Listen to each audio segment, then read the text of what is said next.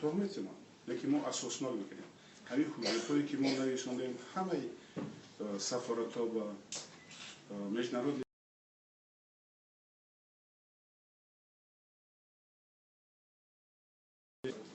بخانی دیرکسیه با OCJD با همه حجت رو کپیوش تیر میکنم خطان خاله و یک خلاصه رو بگیریم و یک چند توم شده گیریم همون تلگراماش فقط مکتوبش نگیریم خیلی خانه ببینیم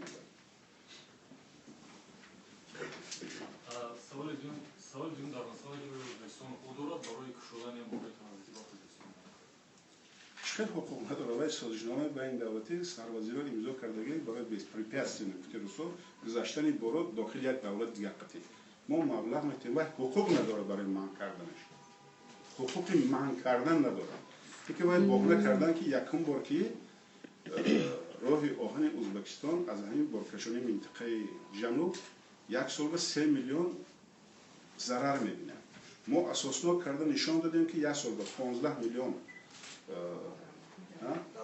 درآمد میگیره از این درآمد اگر یک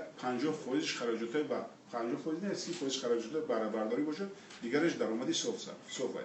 دویم بار بهانه کردن که این همین منطقه‌ای که جنوب قطعی بار میره جمهوری اسلامی افغانستان قطعی نزدیکه خطری وای داره جنگ اون کار داره این بهانه‌ش ما گفتیم آخه چقدر خطر داره که شما 80 کیلومتر داخلی وای با افغانستان به راه کرده داره تا مزار شریفه خطر نداره و ما از بعد سه بار بهانه کردن که باران سیل آمد و من سیل کپر که برد همون منطقه با شما اینا با نقصر میدونیم باد هوا را گوش میکنید قریب که تمام باران یک سال 2 بار نمیباره سیل اینجا میشه وای اونجا به قسمت جنوبی تاجیکستان هست برف نمیباره قریب سیل اینجا میشه باید کافرود بعدی که گفتن که همین سیل بردگی وگان‌های بردکش ما را منع کردن و وگان‌های مسافری بری ما نیم سال یک سال دیگه قریب نمیره